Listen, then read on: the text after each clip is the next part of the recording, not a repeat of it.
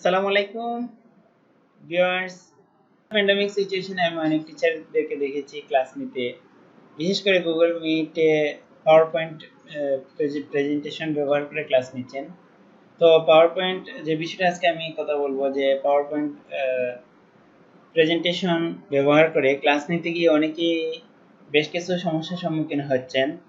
তো যারা এই সমস্যাগুলো ফেস করতেছেন তাদের কাছ থেকে একটা পরামর্শ চাওয়া হচ্ছে যে কিভাবে আমরা এই প্রবলেমগুলো সলভ করি। আমি আমার যথাসাধ্য এক এক করে সমস্যার সমাধানগুলো উপস্থাপন করতেছি এবং সবার সাথে শেয়ার করার চেষ্টা করতেছি। তো ভিউয়ার্স, আজ যে বিষয়টা নিয়ে আলোচনা করব তা হচ্ছে কিভাবে আমরা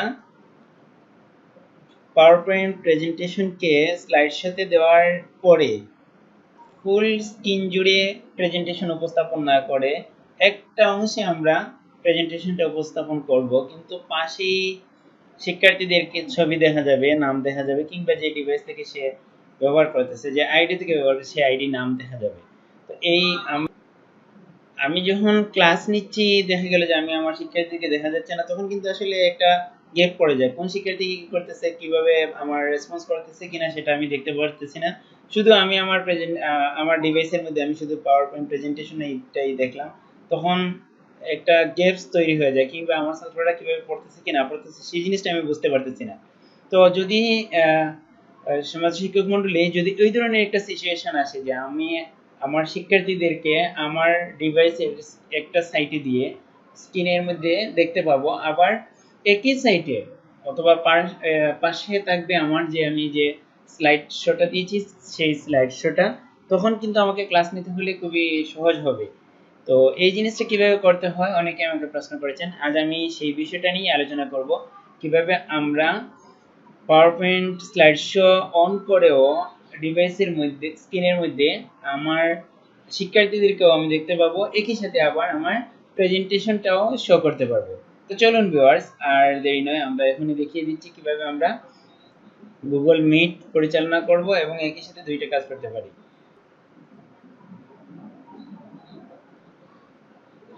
প্রথমে আমরা গুগল মিটে যাব।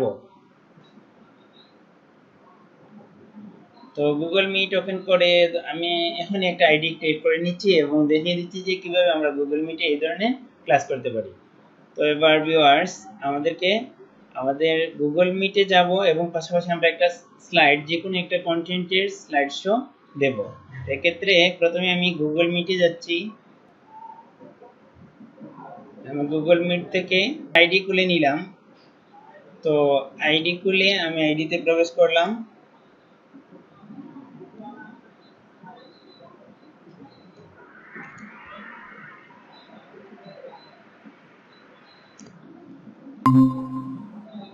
আমি আইডিতে জয়েন করলাম। এবার আমার প্রেজেন্টেশনটাকে, যে কন্টেন্টটা আমি তৈরি করেছি সেই কন্টেন্টটাকে ওপেন করব। কন্টেন্ট ওপেন হয়ে গেলে সাধারণত আমরা এখান থেকে স্লাইড শো দিয়ে দিই। তবে এখানে যে কাজটা করতে হবে, প্রথমে আমরা স্লাইড শোতে যাব। স্লাইড শোতে গিয়ে সেট আপ স্লাইড শোতে ক্লিক করব।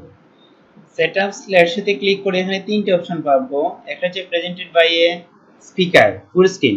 যদি এই অপশনে থাকে তাহলে ফুল স্ক্রিন চলে থাকবে, আপনার ডিভাইসের মধ্যে ফুল স্ক্রিন দেখাবে স্লাইড শোটা, তখন আপনি শুধু স্লাইড শো ছাড়া আর কোনো স্টুডেন্ট কিন্তু দেখতে পাবো না।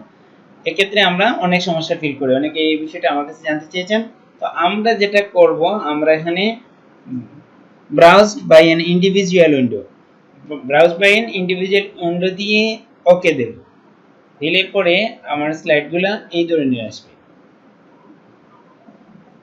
এই যে এখন আমি এই স্লাইডটাকে আমি চাইলে আরো যতটুকু আমার দরকার, আমি মনে করব যে প্রয়োজন, আমি তত ছোট করে নিতে পারবো। এখন আমি যদি ওই দিক থেকে আমি ছোট করি, আমি এতটুকু করে রাখতে পারি। এখন প্রেজেন্টেশনটা কিন্তু স্লাইড শোতেই কাজ করবে, কিন্তু ওইটা দেখি আমরা আমাদের স্ক্রিনে কেমন হয়।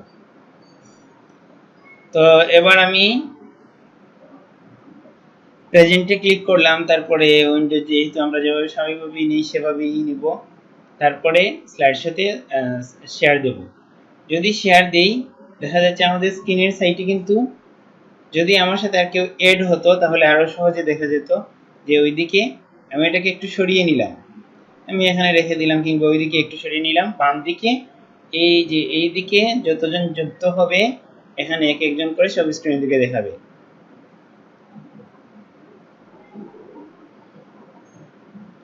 আমার দুইটা ডিভাইস থেকে এজন্য এটা দেখাচ্ছে। এখন যদি আমি ক্লিক করি দেখেন কাজ করবে না। আমি স্কেপ দিলে পরে আমি যদি এটা আবার অ্যাক্টিভ করতে চাই তাহলে এখানে ক্লিক করব, এই তো অ্যাক্টিভ হয়ে যাবে। পরে আমি এটাকে স্লাইড শো হিসেবে ব্যবহার করতে পারবো। যদি এভাবে আমরা কাজ করি তাহলে আমাদের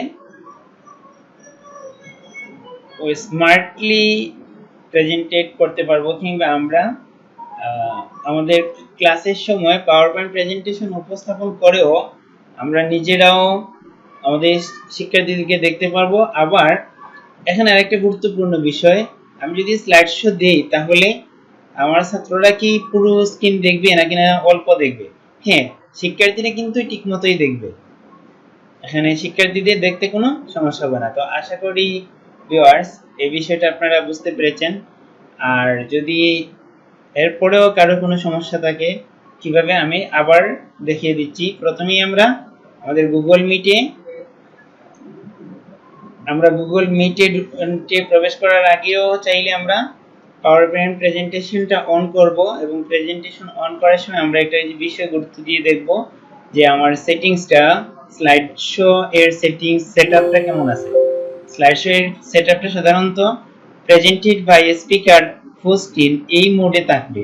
তো আমরা এই মোডে না দিয়ে শো টাইপটাকে আমরা দিয়ে দিব browse by an individual window, এখানে ক্লিক করব, ওকে দেব, তারপরে আমরা স্লাইড শোতে ক্লিক করব। এবার স্লাইড শোতে ক্লিক করার পরে আমরা এটাকে ধরে এভাবে ছোট করে নেব, তারপরে এটাকে টান দিয়ে আমরা এই যে এখানে যদি আমরা ধরে এভাবে ইচ্ছামতো আমাদের সরিয়ে নিতে পারবো।